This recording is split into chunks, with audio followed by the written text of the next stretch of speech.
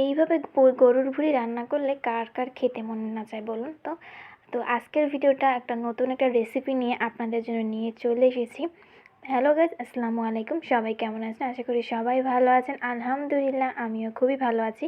তো আজকে সকাল সকাল প্রচুর পরিমাণে বৃষ্টি শুরু হয়ে গেছে, যে দেখেন অনেক বৃষ্টি হচ্ছে। এই যে দেখেন এখানে, যা কি বলবো। আর আমার কাছে বৃষ্টি অনেকটাই ভালো লাগে, অনেক ভালো লাগে। আর বৃষ্টি মনে করেন কার কাছে ভালো না লাগে? আর যাদের কাছে ভালো লাগে না তারা হচ্ছে আনরোমান্টিক খ্যাত, যাদের যা বলে এদেরকে এটাই বলা হয়। তো বৃষ্টি আমার খুবই ভালো লাগে, বৃষ্টিতে ভিজতে ভালো লাগে, বৃষ্টি ধরতে ভালো লাগে, বৃষ্টি দেখতে ভালো লাগে। আর বৃষ্টি দেখলে তো শুধু মনের ভিতর বৃষ্টির গানই বাজে।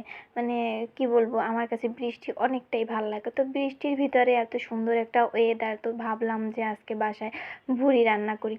তো এই জন্য ভুড়ি রান্নার প্রসেসে চলে গেছে। আমরা অনেকেই ভুড়ি খাই না, পছন্দ করি না, মানে এভাবে অনেকেই অনেক রকমের খেতে পছন্দ করি। তো যাই হোক, আমার কাছে এইভাবে খেতে অনেকটা ভালো লাগে। তো আমি ফার্স্টে ভুঁড়িটাকে পরিষ্কার করে ফ্রিজে রাখা ছিল, তো সেখান থেকে বের করে কেটে কুটে তারপরে রান্না বসাই দিয়েছি। যে দেখেন ভুঁড়িটা ভুনা ভুনা হচ্ছে।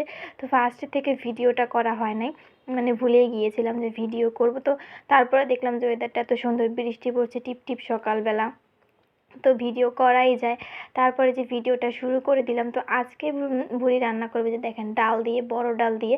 সবাই হয়তো ডালটাকে চিনেন, অনেকে বড় ডাল বলে, মানে অনেক রকমের নাম আছে এটা এখানে। তো আমাদের এখানে বড় ডাল হিসেবেই ব্যবহৃত হয়। তো বড় ডালটাকে আগে ফার্স্টে ভিজিয়ে রাখছিলাম, অনেকক্ষণ দেখেন ভিজে ফুলে গেছে।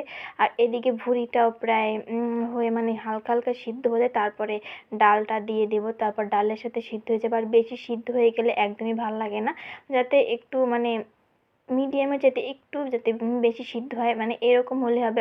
একেবারে বেশি সিদ্ধ হয়ে গেলে একেবারে নরম হয়ে যায়, তো এরকম খেতে একদমই আমার কাছে ভালো লাগে না।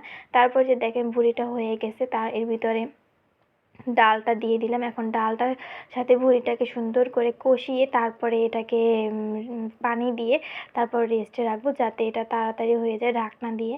তো আমি যে দেখেন ডালটাকে ভুনা ভুনা করতেছি, আর এই যে দেখেন কত সুন্দর একটা কালার চলে আসছে, দেখছেন কত সুন্দর, মানে ইয়াম্মি। এইভাবে যদি আপনারা খেতে চান তো এভাবেও রান্না করে খাওয়া যায়, এভাবে খেলেও অনেকটা মজা লাগে।